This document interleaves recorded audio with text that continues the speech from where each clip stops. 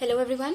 Today we are starting Flamingo poem chapter 1 My Mother at 66 of class 12 written by Kamla. The theme of this poem is aging is a natural process and the affection and concern the poetess feels towards her mother is reflected here. Basically the poetess is afraid to lose her mother and the instance is completely described in the form of free verse in this poem. Let's get started.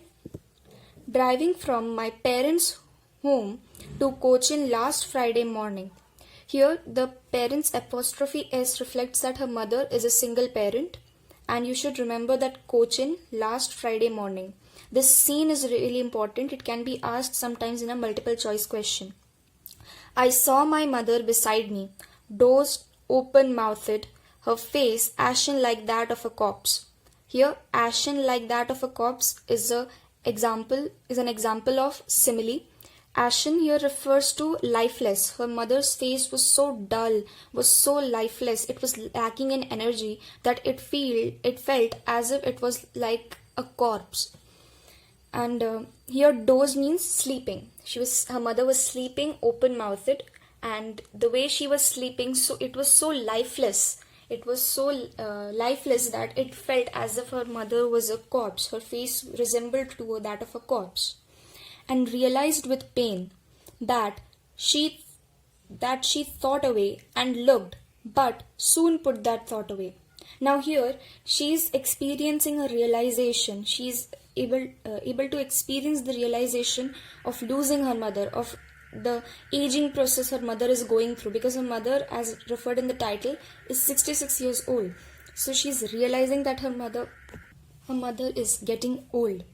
So that's why she realized that thought, but she put that thought away. Now this question is asked pretty frequently, that why did she put that thought away? She put that thought away because this thought was very painful to her, and it reminded of a childhood fear to her. The fear that we experience, that whenever we are at home but we do not see our mother, we feel that pain, that, or we are afraid, where is she gone? We have that fear in our childhood, that where is our mother? Will she go away? Looked out at young trees sprinting and merry children spilling out of their homes. Here she's traveling in a car, but when she looks outside, she sees trees sprinting. Sprinting here means moving, and children, merry children means children filled with energy, filled with joy. How children usually are. They are so enthusiastic. They are running out of their house. So basically this scene is totally contradictory from that of the ambience inside the car. So basically inside the car, her mother is very lifeless, very lacking in energy and dull. Whereas outside, the trees are moving. Here, the trees sprinting refers to the passage of time. Here, the trees sprinting refers to the passage of time. It refers to that how the time has passed and her mother has grown old with the passage of time. Here, merry children contradicted, because children are very joyful and full of enthusiasm, which is totally opposite to that of the inside scene of the car. But after the airport security check, standing a few yards away, I looked at her, wan, pale, as late winter's moon, and felt that old familiar ache. Here the old familiar ache refers to the loss of her mother, the experience or the fear of losing her mother. My childhood's fear. This childhood fear of losing her mother. But all I said was, see you soon, Amma. Here she says, see you soon, Amma. It is also an ironical part, because she doubts that she'll see her again, but yet she feels that she needs to be hopeful here, and she says that, see you soon, Amma. And all I did was smile and smile and smile. Here the smile and smile and smile is also very ironical, because she feels pain inside her heart. She feels the ache, the lament of losing her mother, but yet, just to be hopeful and just to make her mother feel at ease, she smiles and smiles and smiles. Now here the question is often asked why her mother's face is being compared to late winter's moon. Her mother's face is being compared to this late winter's moon because in winter there is so much fog, mist that we can barely see the moon. See here the explanation is written because the winter moon is wan pale, it's very dull, it's very pale and is faded, barely visible due to the fog. Similarly, the poetess fears that she will lose her mother to death. This is a very important line and it is often asked why her mother's face is being compared to late winter's moon. Here wan means colorless and pale is same. Pale is dull. Now let's look at the figure of speeches. In any poem, you should remember the name of the poet or the poetess and the figure of speech.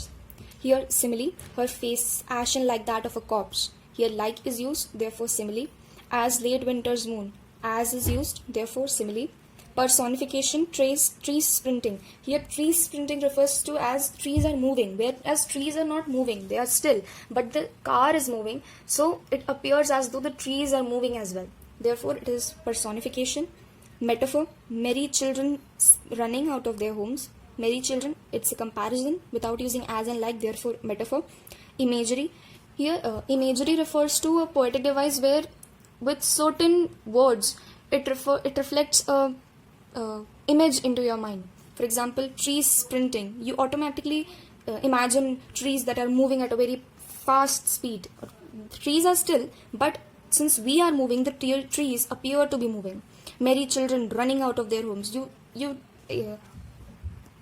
automatically imagine joyful, enthusiastic children moving out of and running out of their homes. As late winter's moon, you are able to imagine the late winter's moon that is so faded, so dull that it is barely visible in the night sky. Repetition, here when one word or two words are repeated again and again. Thought away, here, thought away. And smile and smile and smile. Here, the smile and smile and smile can also be said as an alliteration because smile, smile, smile. And it can also be a repetition. So this is it for the chapter. If you refer to the tone of this chapter, the tone of this chapter is sad and very mellow tone in this chapter. What is the kind of pain and ache that the poet feels? The poetess feels the pain and ache of losing her mother to death, of never seeing her. Why are the young trees described as sprinting? Here the young trees are described as sprinting because the car which the poetess is driving is moving at a very fast speed, or is just moving. So as the trees outside appear to be moving as well, whereas they are still, but as the car is moving, they appear to be moving as well. And also the other explanation can be here trees described as sprinting can also refer to the passage of time due to which her mother has grown old. Why the poet brought in the image of merry children spilling out of their homes. The poet brought this image because she was looking out of the car, and this is also ironical to the situation of the poetess because her mother is very lifeless, looking very lifeless and lacking in energy, whereas the children are very lively and very enthusiastic, full of energy. Why has the mother been compared to late winter's moon? So the mother is being compared to late winter's moon because the winter's moon is very barely visible because of the fog, the mist and the clouds, and she fears that she'll lose her mother to death. What do the parting words of the poet and her smile signify? The parting words of the poetess are, "See you soon, Amma," and all she did was smile and smile and smile. This refers that that the poetess is hiding her pain, her fear from her mother, and she's feeling the ache, the lament of losing her mother, but still she hides it because she has to bid farewell to her mother because she has to leave, and that's what it signifies. So that's it for the chapter. Thank you for watching. Make sure to like, share and subscribe to the channel. Thank you.